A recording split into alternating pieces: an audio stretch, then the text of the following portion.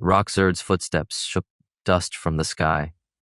From the ridge above the Savanna of Oro, Amaya felt each impact in her bones, a low, resonant thump that made the stones hum and the air shiver. The beast was a walking horizon, serpent's head swaying atop a giraffe-long neck, a single row of jagged back plates like broken mountains, talons like hooked scythes cutting into the earth. Its immense tail drew lazy arcs through the golden grass, flattening whole patches with casual sweeps. Wind tugged at Amaya's cloak as if nervous. "Breathe, little storm," Grandmother Nala murmured beside her. "You're strangling the air again." "I'm breathing," Amaya said. It came out a little too sharp. The wind answered her frayed nerves, whipping dust into tight spirals around her boots. Sky above the Oro was a hard, endless blue, but the air near the ground felt tight, unsettled, like the savanna itself was bracing. She forced herself to exhale slowly, loosening her grip on the currents. The breeze settled, though not entirely. Air never rested fully around her anymore, not since her Nexu woke and her ghoul blood stopped, pretending to be quiet. "It's bigger than last season," she said. "The Rockzird is always bigger than last season," Nala replied dryly. "That's what alive does." Amaya tried not to stare too obviously. She'd grown up on stories of the Rockzird, the Titan of Oro, walking storm, guardian of the savanna, keystone of an entire land. She'd also heard quieter tales, muttered around cookfires, of what happened when Rockzirds went strange, of villages trampled, rivers churned into new courses, of a single tail sweep that turned a caravan into meat and splinters. She tasted the air. Beneath the dust and sun-baked grass came something colder, wrong. It lay like a thin blade on her tongue, metallic and faintly sweet, as if the wind had brushed past a grave and brought back the memory. Her sacoon stirred, was always there, coiled beneath her ribs like a second set of muscles, weightless until it wasn't.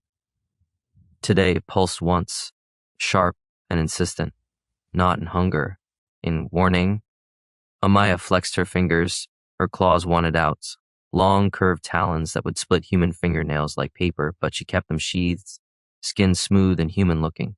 From the outside, she could pass for any other dusk-brown girl of the savannah, lean and wiry, with a hunter's shoulders and bare feet hardened by hot earth, except for her eyes.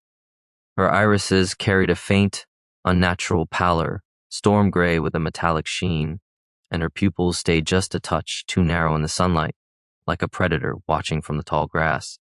"Ghoul," caravans whispered when they thought she couldn't hear. "Vampire-blooded, stronger than she looks, fast enough to be scary, dangerous if hungry, not entirely wrong. North Rica belonged to her kind. Vampires of 100 bloodlines walked these plains and cities, chupacabra with their obsidian scales and glowing eyes, elegant Delorians who passed as nobles, Martians with steel-strong green skin, horned shadow fae, color-shifting Bahesians and Krage, and ghouls like her, hiding claws and sacoons under soft leather and cloth. The world called them third weakest in magical prowess among the fae. So what? They were faster than almost anyone, moving like whisper and shadow. Their fangs cut through anything, their bodies bent and surged and slipped away. As creatures of the night, they thrived in darkness, and even under the brutal sun of Oro, their blood was still silver and strange. Oro was home, Nala was home, her village, little Pellis, just a speck in a satin sea of grass, was home. The Rockzird was supposed to be solid, steady, part of the breathing rhythm of it all. Today, its breath tasted off. "Do you feel that?" Amaya asked quietly. Nala's weathered face tightened. The old woman's eyes, clouded by age but still sharp with Nexu, narrowed on the Titan. "The ground is whispering wrong notes," she said, "and the air is listening too hard." The Rockzird took another step. This time, Amaya saw it clearly, where its talons came down. The earth did not crumble and rebound as usual. The dirt fractured in neat, delicate lines, like shattered glass. The tall gold of the savanna grasses where its steps stiffened, the blades catching the sunlight in a sharp, brittle way. Color bled from them. A faint violet sheen climbed each stalk like frost. Amaya's stomach clenched. "That's Glassroot," Nala said grimly. Spreading again, Glassroot. The word tasted like grit and blood. They'd heard stories for weeks now. Traders passing through Pellis spoke of fields turned to crystal overnight, of valleys gutted, of animals stepping into glass and coming away with jagged shards lodged deep in their flesh, of new gems showing up in the markets of Almain, sharp violet stones that hummed softly when held, gems that were worth enough to make people forget where they came from. Rockzird shifted. For the first time in all Amaya's life, its massive form stuttered, as if some invisible thorn had lodged in its chest. From its throat came a low, grinding sound that wasn't quite a growl. Pain, the wind told her. The wrongness sharpened. Her sacoon jerked hard enough to make her ribs ache. Stay here, Nala said. Watch. Learn. Don't. But the air was already moving under Amaya's feet. Before she could talk herself out of it, she slid down the rocky slope. Amaya, Nala's voice snapped behind her. You stubborn little. Too late. The wind swooped around the young ghoul as she dropped the last few spans, slowing her fall. She hit the savanna floor in a burst of dust that curled back from her face at a flick of thought. Air was the one thing that always listened to her, no matter how big the thing she was standing in front of. Up close, the Rockzird was a mountain. Its snake-like head swung toward her, glossy black eyes, with molten gold slits locking on the tiny figure at its feet. It inhaled, tongue flicking, tasting wind, dust. Her, the predator deep in her blood, flinched. Every instinct screamed. Run, hide, submit. The wind rose in a hard shove, eager to blast her backward. Amaya planted her staff, forcing her voice not to shake. Easy, she whispered, though she had no idea if keystone beasts understood tone. I'm not here to hurt you. She edged toward one of the cracked footprints. The Glassroot was worse up close. Grass had transformed into translucent spears, edges razor sharp. The once soft soil hardened faint purple veins running through it like frozen lightning. No insects clicked. No tiny burrowers rustled. Everything here was silent. She crouched and reached toward the cracked ground and caught something else. A faint, rhythmic tapping beneath the stillness. Not rock rat, not colossal rhinos' distant rumble. This was sharp, metallic. Her sacoon jerked again. She stilled, narrowing her eyes, letting ghoul hearing stretch farther than normal ears ever could. The Rockzird's massive breathing and the creak of its armor-plated hide made a storm of noise, but under that she found the beat. Chisel, hammer, stone. Someone was working nearby. Of course they are, she muttered.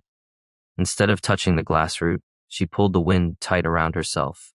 A thin, shimmering shell, she darted sideways, keeping low, using the Rockzird's towering bulk as cover. While it examined the fractured soil with heavy, confused movements, she slipped along the curve of its shadow and toward the sound. The tapping grew louder as she neared the next low ridge, steady and patient like someone who believed they had all the time in the world. Voices followed, faint, tense. Amaya crept up the last span on hands and feet, claws sliding out just enough to anchor her in the dirt, her sacoon coiled, muscles and not muscles ready for whatever lay beyond. The wind wrapped around her like a held breath. She peered over the ridge. Below, in a shallow hollow carved into the hard pan, dark-robed figures knelt around a carved circle in the ground. The circle was a good 10 spans across, etched with lines that branched outward like veins. In its center rested a chunk of purple crystal the size of Amaya's torso, sharp-edged, humming faintly with a vibration that made her teeth ache. Fragments of Glassroot glittered around it like fractured ice. The etched lines radiating away from the gem weren't random. They formed stylized hills and rivers. She recognized the stubby shapes of Norosh Mid's cliffs and the sinuous line of the river that flowed past Valmain. A map. One of the robed figures, a lean man with lank black hair and a thick scar clawed down his cheek, pressed his palm to the crystal. Purple light flared. Energy raced along the carved lines, then vanished into the earth, spreading out in directions Amaya could feel as a faint wrongness in the wind, north, toward some desert, west, toward the savannah's heart, south towards the desert, toward something deep and old. As it passed beneath a small patch of grass near the circle's edge, the blade stiffened, turned translucent, and then fully crystal. Glassroot, they were making it spread. Master Varin, one of the robed men said, voice hushed. The Rockzird is closer than we expected. If it steps on this circle, then it will feel what we have done to its veins, the scarred man, the cult leader, clearly, said calmly. That is the point. But if it destroys the sigil, then we carve it again, Varin snapped. The land cannot ignore us forever. Every step that hurts will draw eyes. Even if it kills villages? Another asked, voice shaking. Varin's smile was thin. The villages will adapt. They will move. They will buy protection. The guilds in Valmain will hire mercenaries to escort caravans. We sell them the gems. They pay us to defend against the monsters those gems create. It is a perfect circle. Amaya's claws dug into the rock. He was doing this on purpose, hurting the keystones for profit, turning Oro's lifeblood into sparkling stones to sell in Valmain's markets, turning her home into merchandise, her sacoon lit with a cold, sharp, predatory focus. She should have retreated, gone back to Nala, warned the village, planned. Instead, she breathed in, grabbed the wind, and dropped into the hollow. Air slammed under her feet, turning a deadly plunge into a controlled landing.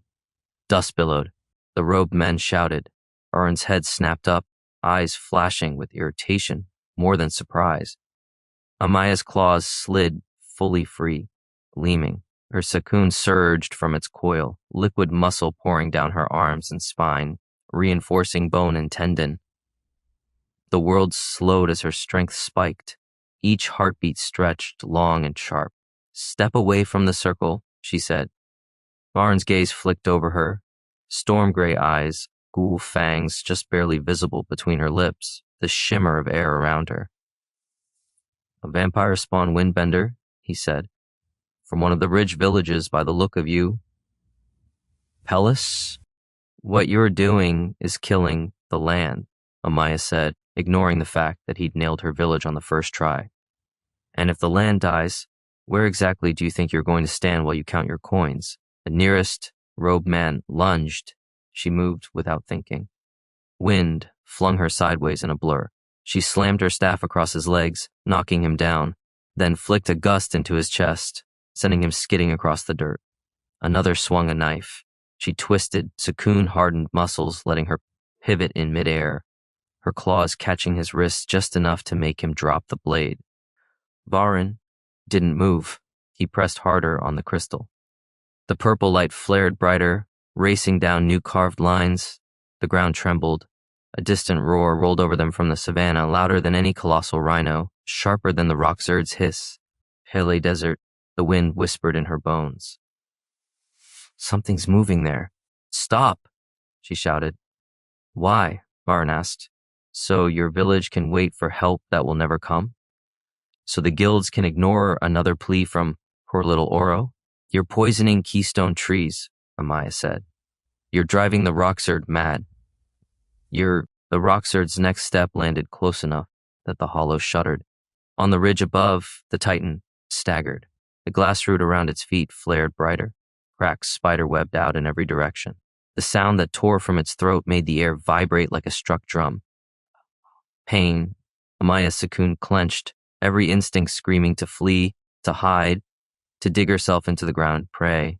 Enough, she growled. She grabbed the nearest gust and shoved it under Varin's feet. He stumbled, hands slipping from the crystal for a heart. That was all she needed. Amaya kicked off the ground, sacoon lending vicious strength to her legs. She vaulted over the circle, landed with both clawed hands on the humming gem, and wrenched it free. Lines shattered. The purple glow went out. Cracks skittered through the carved map like frightened insects. No! Varin lunged. The wind surged at Amaya's back. She twisted away, rolled across the dirt, came up with a stolen crystal in one arm, and staff in the other. The gem burned cold against her chest, vibrations knifing up into her jaw. Her ghoul flesh sizzled where it touched, angry and offended. She didn't let go. Rockzird's talons slammed down at the hollow's lip, smashing stone and dirt alike. Half the circle collapsed. 2 robed cultists went tumbling under a wave of debris. The Titan lowered its head, tongue flicking. It stared down into the hollow, at the ruined circle, at the scattered robed men, at the ghoul girl clutching its stolen pain. It hissed. The sound rolled over them like thunder, layered with something deeper, not words, but close. A feeling of immense, old attention. It looked from Amaya to Varin and back again, For a heartbeat, the air between them vibrated with meaning she couldn't grasp. Then the Rockzird turned. With a shudder that cracked more glassroot underfoot, it stepped away. Eastward, its long neck swaying, talons carving new scars into the injured earth. Dust rained down. Varen shoved himself upright. Purple burns marred his palm. His eyes met Amaya's, cold and calculating. "This isn't finished," he said. "You're right," she shot back. "You're going to answer for this." He laughed once, short and broken, and then the air around him twisted. For a heartbeat, wind froze. Shadows folded up, swallowing him, and 3 of his nearest followers. When the dust cleared, they were gone, leaving only crushed sigils and glassroot that no longer spread, but still glittered like spilled knives. Amaya's sacoon slowly unclenched. "Storm-touched fool," Nala said behind her. Amaya nearly jumped out of her skin. "You always move like that?" "Like what?" Nala said innocently. "Like a shadow fae kitten? Come on, bring that cursed rock." She nodded at the violet crystal. Amaya grimaced. "I was planning on throwing it into a ravine, actually, and have some unsuspecting rock rat wander over it and turn half the desert into glass." Nala snorted. "No, we need to understand it, and we need to know how far this has spread." She squinted at the fragmented sigil. He was drawing lines toward Valmain. Amaya's jaw set. "Then I'll go there." Nala's gaze snapped to her. "Valmain is 2 weeks' hard travel from Pellis. The guilds there don't listen to village girls, ghoul-blood or not. They barely listen to their own governors." "Then I'll make them," Amaya said. The wind tugged at her hair, in agreement. "If they profit from these gems, they're part of this, whether they want to admit it or not." Nala studied her for a long, heavy moment. Then she sighed. "You are your mother all over again," she muttered. "Fine. You will go to Valmain. You will show them that thing," she nodded at the crystal, "and you will tell them what you saw. When they refuse, and they will, you will come home. And we," she tapped her own chest, "will decide what to do next." "When?" Amaya echoed. Nala's smile was bitter and tired. "Guilds do not listen until their own windows crack. Go anyway." Amaya looked out over the Savanna of Oro. To the east, the Rockzird's colossal form receded, each step carving new fractures. To the west, somewhere beyond the heat shimmer, lay her village, Pellis, tucked between acacia groves and a shallow river, under the eternal watch of a single colossal tree. Her home was already bleeding. If Valmain wouldn't help, then they'd just have to help themselves. She tightened her grip on the humming crystal. "I'll be back," she said. The wind shivered, the savanna hummed, and somewhere very far to the north, in the baking red dunes of the Pellis Desert, something gigantic lifted its skull from the sand. Pellis looked smaller when you knew the world might be trying to kill it. From the ridge, the village had always seemed like a warm, beating heart, a cluster of low stone homes with hide roofs, smoke curling from cook fires, children racing through grass paths, elders sitting in the shade of the great acacia that rooted the village. Now, as Amaya walked between those homes with the violet crystal tucked into a sealed leather satchel, all she could see were the cracks.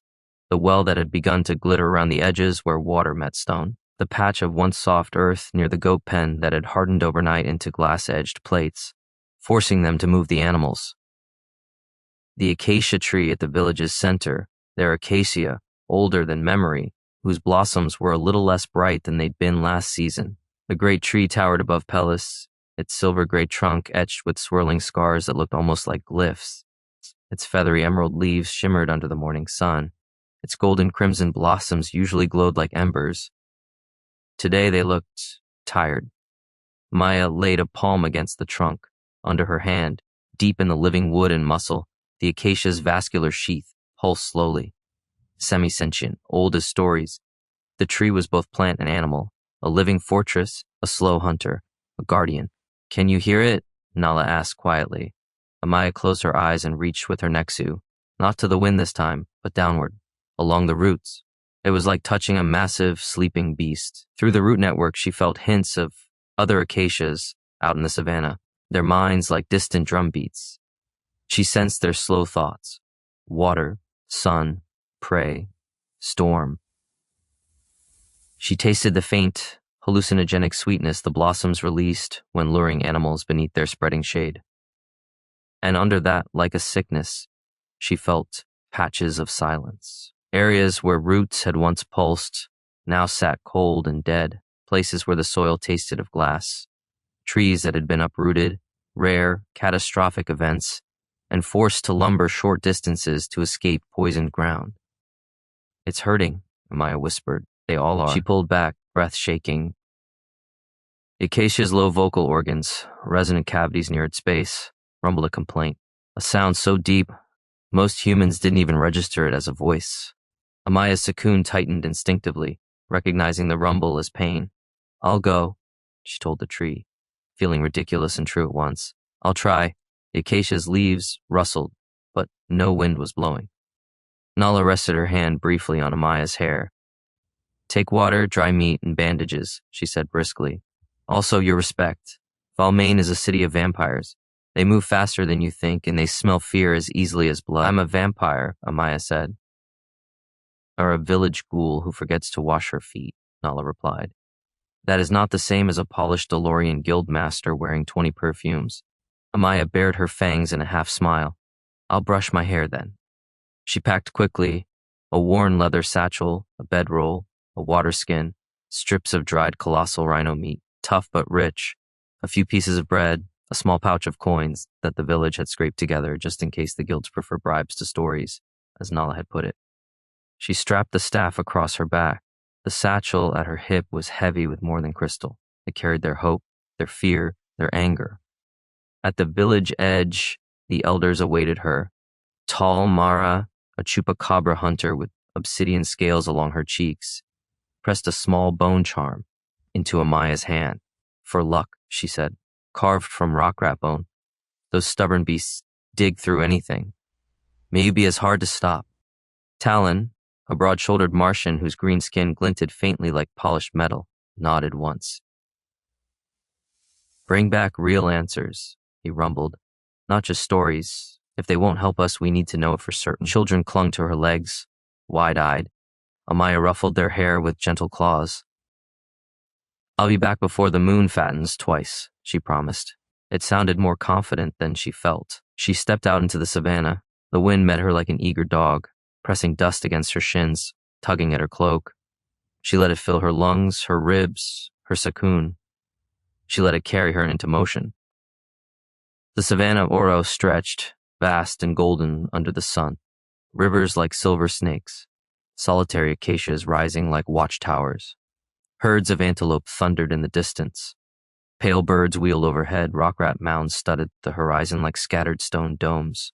The first day, she met no monsters. The second, she did. Near dusk, the wind brought her a scent, blood, ash, and something off. A thudding tremor rolled under her feet, heavier than rock rat, lighter than Rockzird. She crouched behind a boulder, eyes narrowing.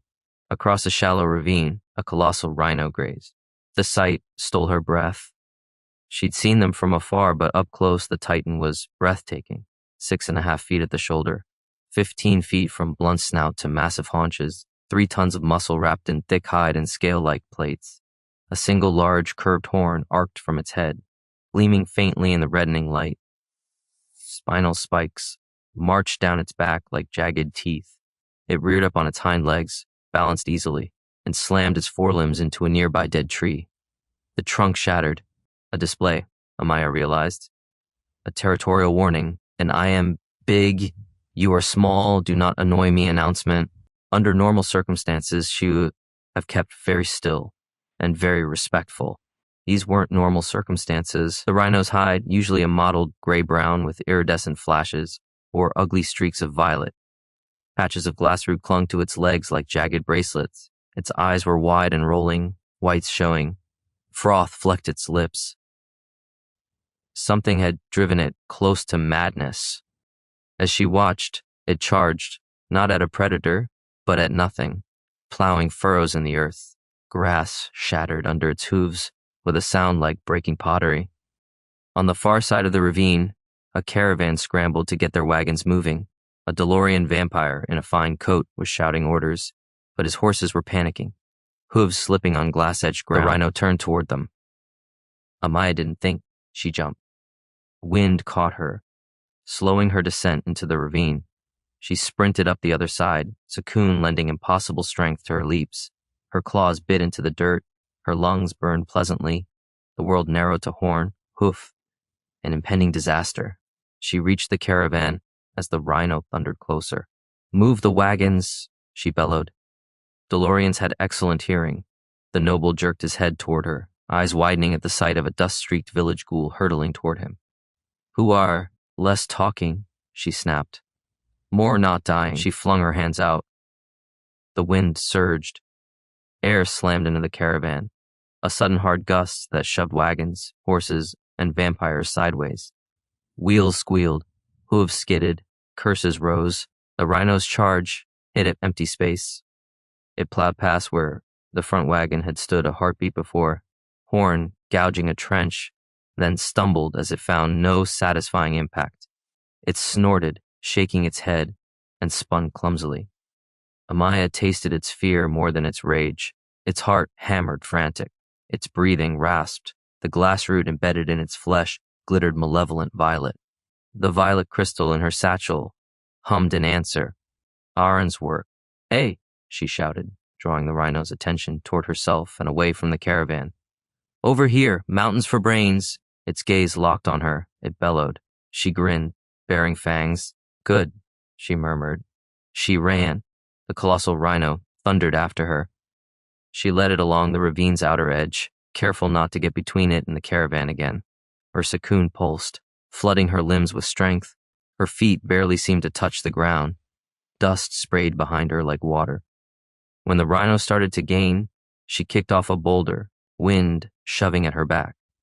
She soared higher than any human could, landing atop a rocky outcrop.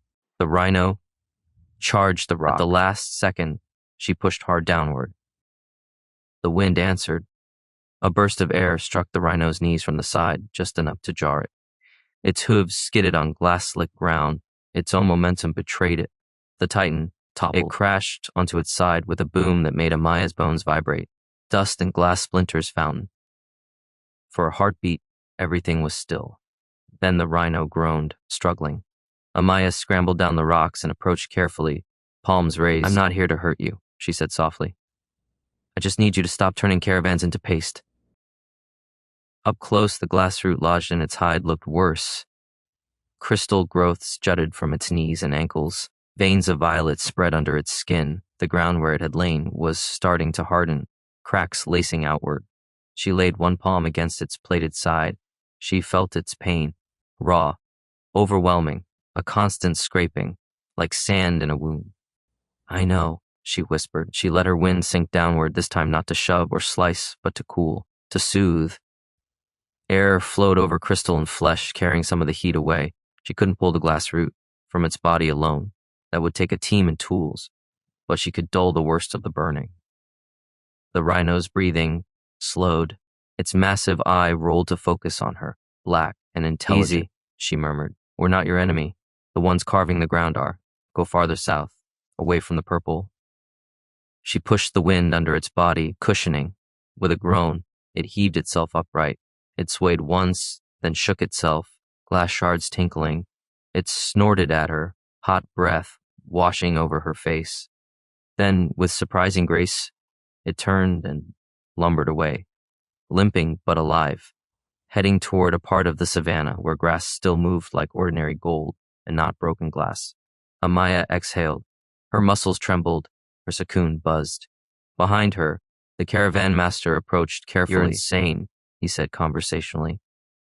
"You're welcome," she replied, equally calm. He stared at her a moment and then, incredibly, laughed. "You village vampires are all mad. Here." He held out a small pouch. "Payment. We keep our word, Valmaine's trade routes." She took it, the coins inside clinking softly, but shook her head. "If you want to pay me, spread the word instead. Someone is seeding Glassroot with gems like this." She tapped the satchel at her side. "Gems?" His eyes sharpened. "Like the ones the Gem Cutters Guild has been fawning over?" "Exactly like them," she said. Tell them their prophets walk on the broken backs of Oro's keystones. He snorted. They won't care, might, she said. Enough to make trouble. He considered her, then nodded. My name is Daros Val, he said, Delorian. I do business with half the guilds in Valmain. When you get there, ask for me at the Copper Bazaar. I'll listen. Amaya Pellis, she said. Then we are in each other's debt, Amaya Pellis, Daros Val said. Travel with us tonight. The Savanna has teeth. She almost refused. Her wind could carry her faster alone, but the sky was already bruising purple, and after seeing what Glassroot did to a colossal rhino, she decided that even a ghoul should respect the North Rica belonged to vampires. Night was when their blood sang.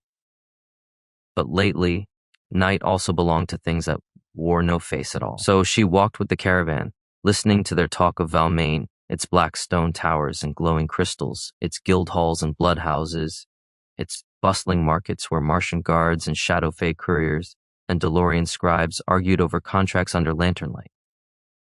Valmain sounded loud, bright, complicated.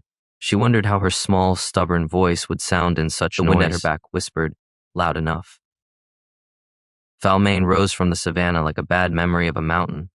Black basalt walls ringed the city, carved with flowing patterns that caught the light of dozens of crystal lanterns. Tall towers climbed behind them, spires tipped in silver and obsidian. Bat-like shapes wheeled between rooftops, winged vampires, likely succubi and incubi on patrol or play. As Amaya approached with the caravan, the smell hit her. Blood, old and not fresh, rotting, not wasted, carefully stored, traded, drank. North Rica did not hide what it was. At the massive gate, Martian guards with emerald iron skin and eyes like polished stone checked papers, wagons, cargo. Chupacabra scouts slunk along the walls, scales catching torchlight. Vahesian runners flashed past, skin shifting colors to blend with shadow and stone. Amaya kept her hood up. Her claws were sheathed, her sacoon lay quiet in her ribs. She let herself move with loose, human softness, not ghoul tautness. There was no need to draw attention yet. Daros Val clapped her shoulder. Remember, the guilds will listen to profit and threat, he said. Not to please. I know, she said. Good, he said. Then you're less likely to be disappointed. The Copper Bazaar was everything Pellis wasn't. Crowded, loud, overwhelming. Stalls clustered along crossing streets, awnings in deep jewel tones flapping in the hot breeze. Vendors shouted about spiced blood wine, cloud fruit, carved bone flutes, enchanted knives, travel contracts, and gem appraisals. So many gems. Purple ones hummed faintly from velvet displays, their light combed and shaped in ways that gave Amaya a headache. Glassroot stones, she realized, neatly cut and set into rings, necklaces, ceremonial horns. Their wrongness was subtle but constant, a buzzing at the edge of her senses. Those are from the Savannah, she muttered. From all over by now, Daros said. Gemcutters Guild set up contracts with half the land-based traders last month. They pay well. They don't ask questions. He led her through a maze of stalls, past a Martian leatherworker scraping colossal rhino hide into gleaming armor, past a shadow fae selling maps inked in shimmering silver, until they reached a 2-story building with a copper crest over its door. Inside, the air cooled slightly. Stay here, Daros said. Let me speak first. He disappeared up a staircase. Amaya waited, hands wrapped around her satchel's strap. She counted heartbeats, listened to muffled voices upstairs. Her sacoon twitched, bored and tense. Finally, Daros returned. They'll see you, he said. Because I asked, not because they care. She nodded and walked up into the lion's mouth. The Guildhall room was a polished, windowless space lined with bookshelves and maps. A long table sat in the center, surrounded by cushioned chairs. 3 vampires lounged there, a Delorian woman in embroidered black, a shadow fae man with curling horns and dark, elegant features, and a Vahesian whose skin shifted lazy shades of violet and blue. Amaya Pellis, Daros introduced. From a village in the Savanna of Oro. She has information about your latest products. The Delorian's eyes flicked to Amaya, calculating. We're busy, she said. Make this quick. Amaya set her satchel on the table. Carefully, she unwrapped the violet crystal and placed it in the center of an expensive map of North Rica. Wrongness thrummed through the room. The Bahesian flinched. The shadow face straightened. The DeLorean's eyelid twitched a fraction. Glassroot, the Bahesian murmured. Concentrated. Not just glassroot, Amaya said. A keystone's pane, cut and shaped. She told them briefly, without embellishment, about the Rockzird's staggering steps, the hollow with carved sigils, Varen's ritual, the Acacia's wounded roots, the Colossal Rhinos' madness did not beg. She told them what would happen if keystones died, how the Colossal Rhino shaped grazing lanes and predator movement, how the Rockzird's steps made water basins, how the Acacia anchored soil, fed rivers, housed half the Savanna's smaller life. If they fall, your caravans fall, she said. Your blood wagons, your grain shipments, your gem trains. It won't just be Pellis that dies. Balmain will starve with us. Silence. Finally, the DeLorean spoke. You're asking us to sever contracts with gem cutters and other guilds, she said. To give up a lucrative market, based on the word of one village girl and a single rock. Not sever, Amaya said. Change.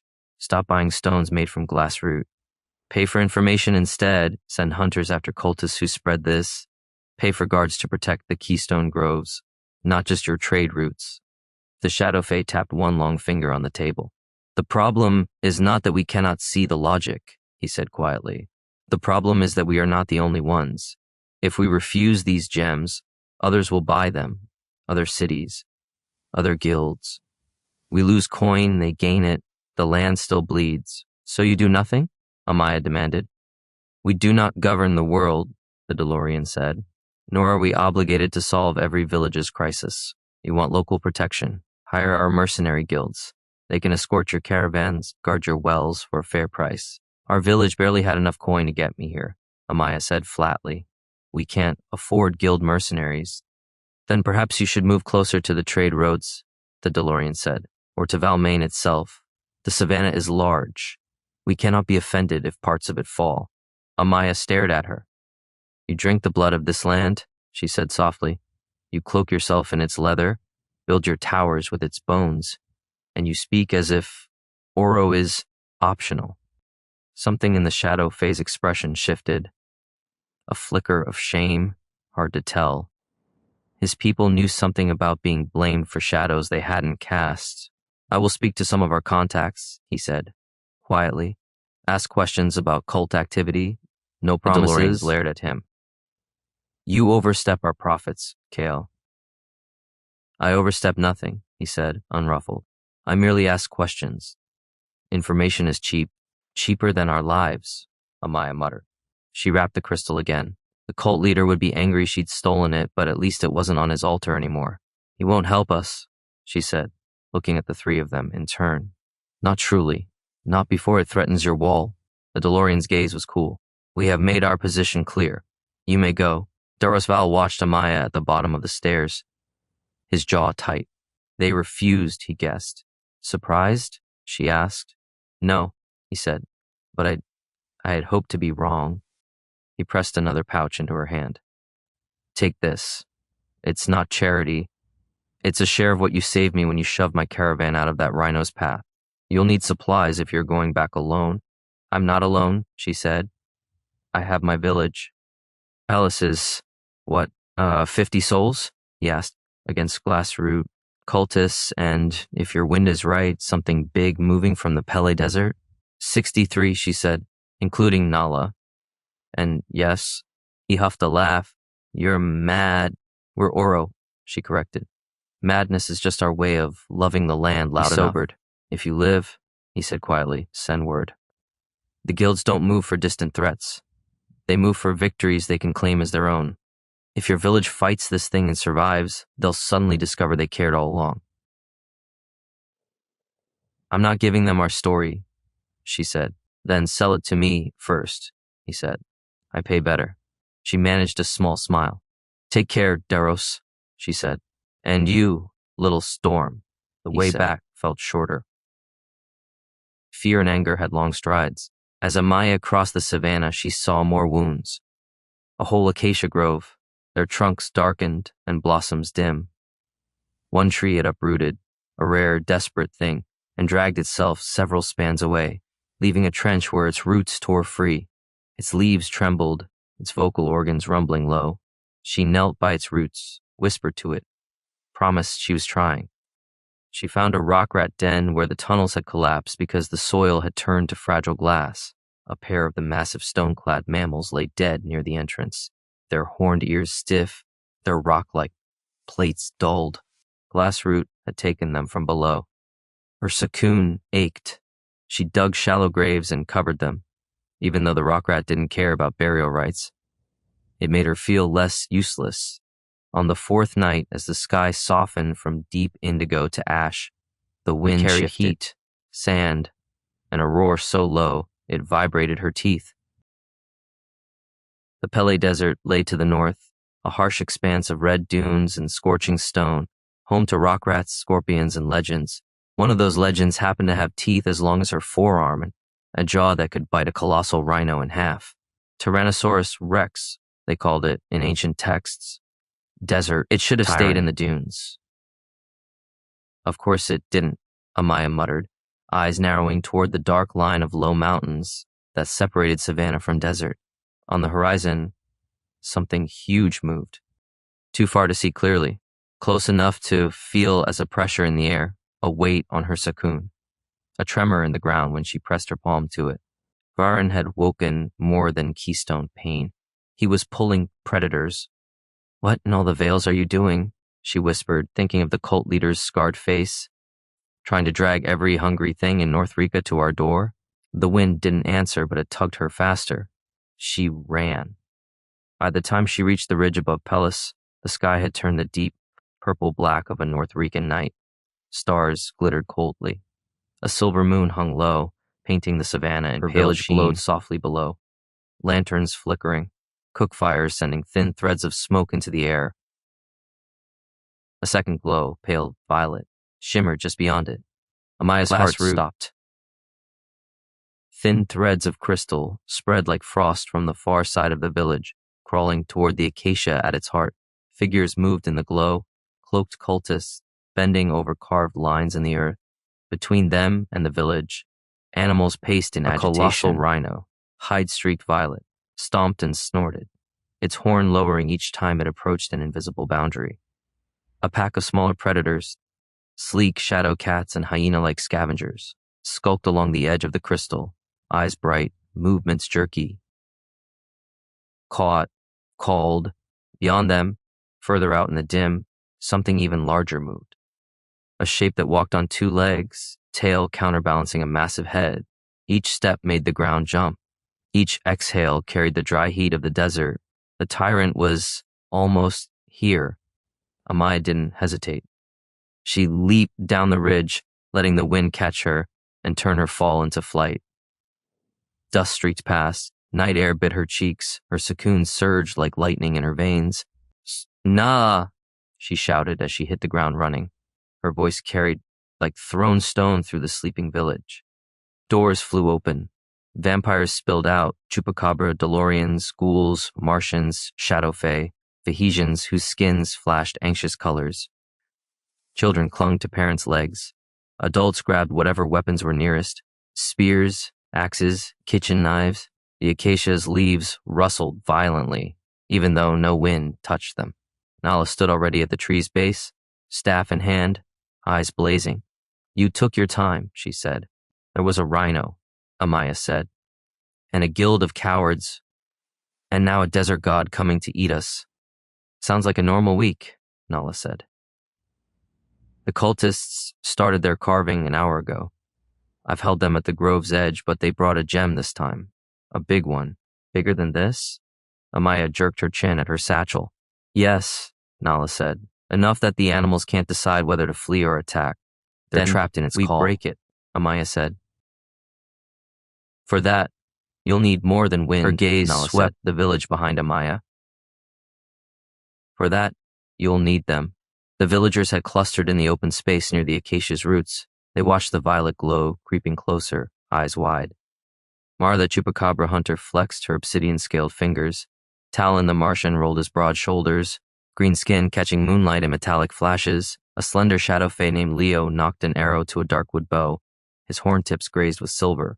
A Vahesian girl, Ressa, a weaver, whose skin could shift shades to match her yarns, hugged a long knife to her chest. "You've all seen what Glassroot does," Nala said, voice suddenly loud and carrying. "You've seen wells turn to crystal, fields shatter, rock rats die where they tunneled. You've heard the ground complain under your feet. Tonight it comes for our tree, our river, Acacia our rumbled, children, deep and furious."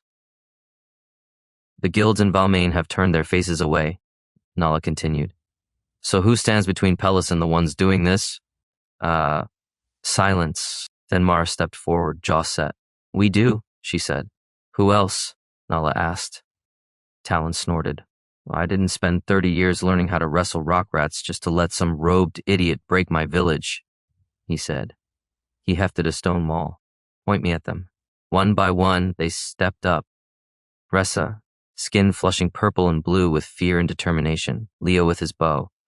A succubus healer named Sarah, whose wings fluttered in agitation, shadows pooling at her feet. A young Delorian boy, Cade, barely old enough to hunt, clutching a spear with white-knuckled hands. 63 souls, and every one of them more dangerous than they looked. Amaya's sacoon swelled with fierce, painful pride, she said, stepping forward. The wind wrapped her words and flung them to the edge of the crowd. "A cult, Varen's cult. They're using keystone pain to call predators. The rhino, the Rockzird, now something from Pellis. They want chaos so they can sell gems and protection both." She pointed toward the glow beyond the houses, where the Glassroot was creeping closer. "Out there's a gem bigger than anything this village has ever seen. Break it, and the animals might come back to themselves. Leave it, and we die. How do we break it?" Talon asked. "With everything we have," she said. She turned to the Acacia. "Old one," she said. "You've eaten herd beasts and bandits and the occasional drunk fool who slept under your branches. You pulled water from dry riverbeds and held the soil through storms. We're as much yours as you are ours. Help us." The camp went slowly. Still. The acacia's leaves furled and then flared, catching moonlight like hundreds of small mirrors. Its roots shifted. Roots. Amaya felt them, deep under the ground, stretching out toward the approaching Glassroot, testing its edges. Good. The tree was angry.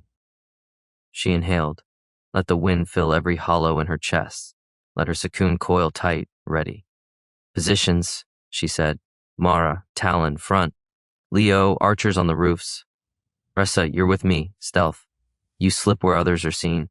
Sarah, stay near the children and be ready to pull wounded back. Cade, you stay with Nala. She falls, you get her out." "I'm not falling," Nala snapped. Humor me," Amaya said. They moved. The village flowed like water through its own streets, everyone taking the places long habit had carved. Hunters at corners, weavers on rooftops, elders near the acacia, children in the safest, deepest house. Amaya and Ressa slipped into the darkness at the village's edge, wind shrouding their footsteps.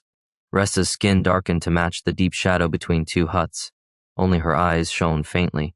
Outside Pellis, the violet glow was brighter. Glassroot had claimed a ring of ground around another carved circle, a new sigil etched by careful hands.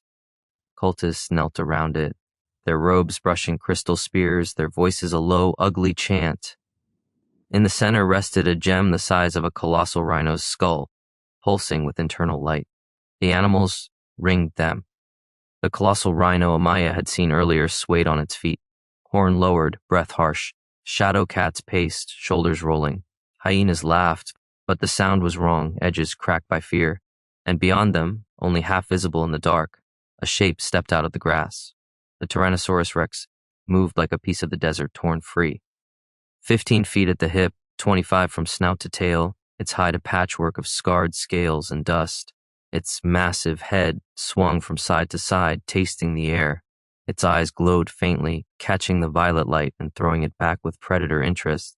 Glassroot had embedded along its feet and tail, glittering like swallowed jewelry. "Ressa," she whispered. Ressa nodded, see that gem? Eyes wide. "Your job is to get to it," Amaya said. "Cut whatever lines you can. Weaken it. I'll distract the ones who don't want it broken." "Right," Ressa said. "Try not to die," Amaya added. "I was planning on it," Ressa said weakly. They moved. Wind wrapped Amaya like armor. Her sacoon pulsed, strengthening her muscles, making each step light and fast. She slipped between two shadow cats, their noses twitching but failing to catch her scent, masked by rushing air.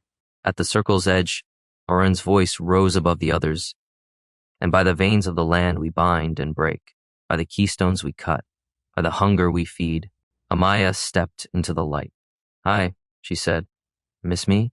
Every robed head snapped toward her. Varen's eyes narrowed. You again, me again, she agreed. She slammed her staff down. Wind exploded outward. The nearest cultists went flying, robes snapping, bodies skidding across Glassroot. One screamed as crystal spears sliced into exposed skin. The colossal rhino jolted, head shaking. The shadow cats crouched, hissing. The Tyrannosaurus Rex roared. The sound hit Amaya like a physical blow. Her sacoon clenched. Her instincts shrieked. She gritted her teeth and shoved back, wind curling around her like a storm. Behind her, Pellis erupted. Mara charged with a snarl, obsidian scales glinting, claws lengthening, talon barreled beside her, maul raised. Leo's arrows hissed from a rooftop, dark fletching vanishing into cultist shoulders into motion. Varen flung his hands outward. Purple sigils flared up around him, a shield, thin but flexible. Wind slammed against it and slid off, cutting his hair instead of his throat, he shouted. The land is already webbed. This gem is just a knot in the net. I don't need to stop it everywhere, she shouted back. Just here. He laughed, breathless and wild. Do you think killing me will change what the guilds do with these stones? With this power? You're fighting with wind and bone against coin and hunger. Her sacoon burned with fury. I'm not just fighting with me, she said. At the circle's far edge, Ressa slipped between two chanting cultists like a shadow. Her skin shifted to the exact dull violet of the glassroot around her. Their eyes slid past her. She knelt by the gem, hand shaking, and slid her knife into one of the carved lines feeding it. The earth hissed. Energy snapped. The gem's glow faltered. The animals jerked as if yanked on invisible leashes. The colossal rhino bellowed, stumbling. Shadow cats yowled. The tyrant shook its head violently, teeth snapping at empty air. Varen whirled. No! Wind shoved Amaya sideways. A clawed hand, Mara's, caught Varen's wrist before he could fling a bolt at Ressa. The chupacabra hissed, fangs bared, obsidian scales along her jaw flashing. You don't touch our weavers, she snarled. She raked her claws down his arm. Blood, silver, like all vampires, splashed the glassroot. The Tyrannosaurus Rex smelled it. It turned its massive head, nostrils flaring, its gaze locked on Varen in the center of all this light and scent and pain. Oh no, Amaya breathed. The tyrant roared again, and it charged. Its thunderous steps cracked Glassroot. Each massive foot came down with terrifying force. Cultists screamed and scattered. The colossal rhino bellowed and attempted to flee, but its legs were cut and the crystals made every step agony. Amaya didn't have the luxury of fear. Tom, she bellowed. Martian swung his maul into the side of the colossal rhino's head, not hard enough to kill, but hard enough to redirect. The titan stumbled, changed course, and slammed into a glassroot-free patch of earth where the acacia's roots had hardened to hold ground. The acacia reacted. Its roots, barbed black tendrils shot from the ground around the rhino's legs, wrapping and gripping. They didn't pierce. It knew the savannah's children, but they held, anchoring. Thank you, Amaya gasped. She turned to the real problem. The Tyrannosaurus Rex stormed into the circle, jaws gaping, glassroot shards shattering under its weight. Its teeth gleamed like knives the size of swords. Varen stared up at it, frozen. Then, purple light exploded outward in a dome. The tyrant hit it like a sandstorm hitting a canyon wall. The shield buckled, the gem in the center thrummed, feeding his power. Ressa saw it. She swallowed and slid her knife deeper into the carved groove, then twisted. The line broke. A hairline fracture cracked, spidered across its flawless surface. Energy screamed. Varen's shield tyrant pushed harder. Everyone fall back, Amaya shouted. Away from the gem. Wind carried her voice over the battle. Villagers rolled, doves scrambled. Mara dragged a wounded cultist aside without even seeming to realize she was saving him too. Leo fired one last arrow and then leapt from the roof. Amaya grabbed Ressa by the collar and yanked her away from the circle. The gem's fracture widened. For a heartbeat, the world held its breath. Then the gem shattered. Light, violet, white, green, gold burst outward. It hit Amaya like a wave. Her sacoon screamed, every fiber of her neck suit flaring. The wind howled, no longer obeying her alone, but answering the keystones, whose pain was suddenly free. She glimpsed flashes in the burst. Rockzird, shaking Glassroot from its talons. Colossal rhinos rearing and slamming hooves into cracked earth, shattering crystal plates. Acacia groves unfurling leaves in relief as poisoned roots broke. Energy raced out along Glassroot veins and turned them brittle. The crystals didn't vanish, but they stopped spreading, stopped humming, stopped calling. The animals staggered. The Tyrannosaurus Rex threw its head back, roaring in pain. Crystals along its legs shattered. It snapped at the air, confused, then blinked. Its eyes, still predator bright, but no longer glazed, slowly narrowed away from the village.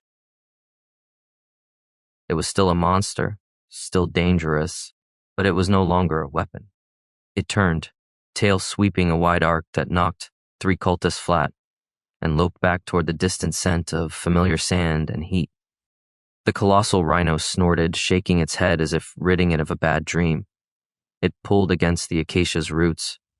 The tree obliged, loosening. The titan lumbered away, heading for a cleaner patch of savanna. Shadow cats bolted, hyenas scrambled. Birds exploded from the grasses. In a flurry of wings, silence fell. Dust drifted. The only sound was a low, ragged laugh. Varen lay on his back near the shattered remains of the gem, robes torn, blood on his face. Purple sigils on his palms had burned out, leaving blackened lines. He looked around at the broken Glassroot, the empty circle, the injured cultists, Pellis's battered but still standing houses. At least, he rasped. I was right. About what? Amaya asked, voice hoarse. That no one in Valmain would help you, he said. You did this yourselves. You proved what I've been shouting at guilds and councils for years, that borders are lies. The land is whole. When you cut it in one place, it bleeds in another. And your answer was to cut deeper, she said. Her sacoon throbbed with disgust. My answer was to make them see, he said. Your answer is what, little ghoul? To patch every wound alone? Not alone. She stood over him, claws dripping cold blood, obsidian scales scuffed. Talon loomed beside her. Ressa's knife trembled in her hand, but she did not drop it. Nala's staff braced against the ground, acacia leaves rustling overhead. One by one, the villagers of Pellis stepped into the circle's ruined edge. We'll patch this one, Amaya said, and the next, until someone in their crystal towers feels ashamed enough to help. Or afraid enough. Varen smiled, much care teeth-stained silver. You think you won tonight? We're alive, she said. Our tree is alive. The tyrant is leaving. That's good enough for now. He closed his eyes. Then kill me and tell yourselves you've fixed the problem. Amaya stared at him. Killing him would feel good. Her sacoon wanted it. Her claws itched. It would also shut a mouth that knew too much about how this Glassroot web worked. No, she said. Varen's eyes snapped open, Amaya said. Sit you under the acacia roots until the land is chewed on your bones a while. You'll talk to us.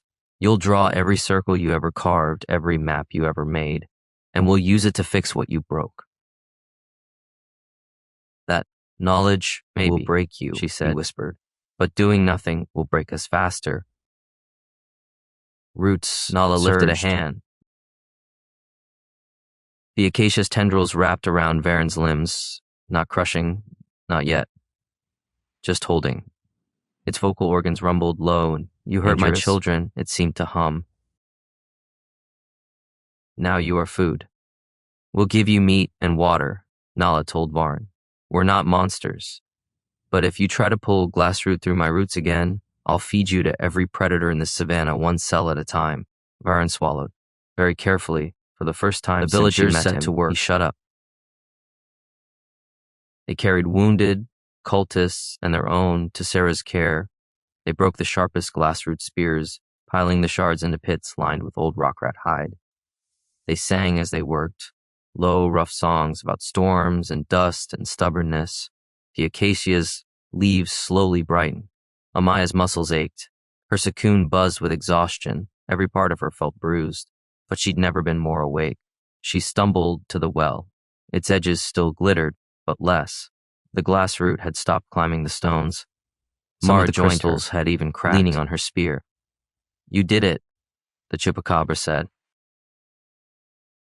We did it, Amaya corrected. Mara's fanged grin was sharp. The guilds will be furious when they find out we solved the problem without paying them for it. Let them stew. What now? Ressa asked softly, coming up behind them. Her skin had settled back to its natural lavender tint, but her hands still shook from breaking the gem. Amaya looked out over the savannah. Far to the east, a Rockzird silhouette moved, no longer staggering.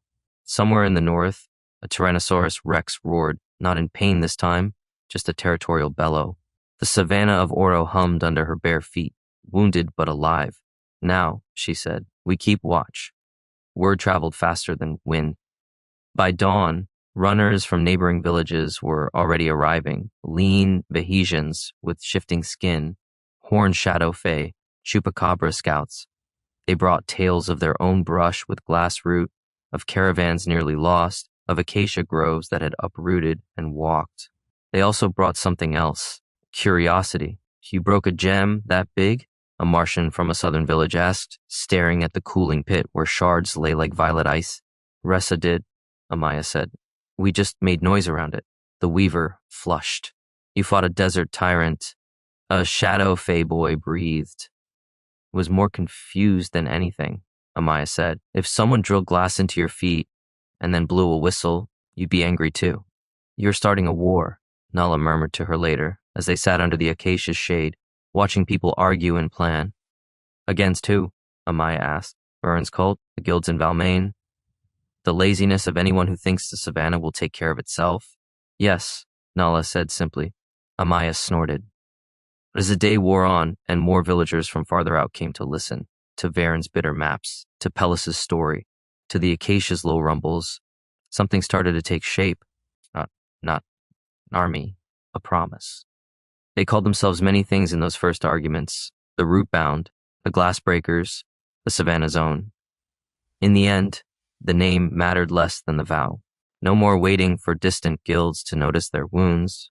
No more hoping city vampires would care about village trees. They would listen for wrongness themselves. Walk the lines where glassroot still glittered, guard the acacia groves, watch the paths of colossal rhinos and rockzirds, track the movements of desert predators and sea storms. Patch the land where they could, call for help when they had to, but never, ever again stand still and wait, while something like Varen carved pain into Oro's veins. You're making yourself into a guild, Darosval said some weeks later, when he finally arrived in Pellis with a wagon load of supplies and a face full of shock. We're making ourselves into a problem, Amaya said. For anyone who thinks this land is just something to carve and sell. He laughed. They won't like you. Good, she said. He sobered.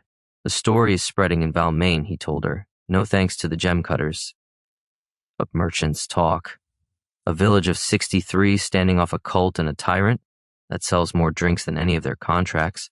Let them drink, she said, as long as they remember who bled for their entertainment. Some of us remember, he said quietly. When you need coin or a voice in a crowded hall, send word. I may not be a hero, but I'm very annoying on your behalf. She smiled, small and sharp. At dusk, Amaya climbed the ridge above Pellis. The savannah glowed under the setting sun. Glassroot still clung to some patches, catching light like scattered stars. The acacia's blossoms burned gold and crimson. Far off, a rockzird shifted its tail. A colossal rhino grazed peacefully near a river. For once, not trying to trample anything. The wind wrapped around her shoulders. Her sacoon lay quiet and content, like a hunting cat that had eaten well. See? She said softly to the empty air. We can do things without you. Nala joined her, the wind on her staff. You could have stayed, the old woman said. Married some nice Martian boy, raised clay-footed vamp babies, argued about crop rotations. Amaya snorted. I still might argue about crop rotations, but I like this better. Nella gestured to the endless savanna, the cracks and scars and beauty. Danger, exhaustion, responsibility, annoying merchants. Yes, Amaya said simply. This. Nala nodded, satisfied. Good. They watched in silence as the first night birds began to sing. At one point, the Rockzird paused on the horizon, its serpent head turned toward the ridge. Even at that distance, Amaya felt its attention slide over her like a shadow. She lifted a hand. The wind carried the gesture farther than flesh could reach. For a moment, she felt a resonance in her bones, a deep, old acknowledgement. Thank you, she thought. The Rockzird's hiss welcome rolled across she decided it meant. Tomorrow, the Savannah Zone would walk north to where Glassroot still glittered near the Pellis Desert's edge, south to reassure villages that had seen only rumors, east to an acacia grove that had uprooted twice and now trembled in fear. There would be more cults, more gems, more guilds pretending they weren't involved, but there would also be Pellis, and Mara's claws, and Talon's maul, Ressa's knife, Nala's staff, Daros's stubborn coin, and Amaya's wind. Not enough to save the whole world, enough to fight for their piece of it. For now, she said, feeling Oro's hum under her toes, it's enough. The Savannah wind agreed, tugging her forward. Amaya laughed, let her claws slide free just for the joy of it, and sprinted down the ridge, air catching her like an old friend as she ran back toward the village, whose name she'd dragged all the way to Valmain and back. Pellis, the village that decided to stop waiting. You enjoyed this deep dive into the magical biology of the Grinnmere. Make sure to like the video, subscribe to the channel, and hit that notification bell so you don't miss what comes next. Until then, stay curious, and may your mana flow strong.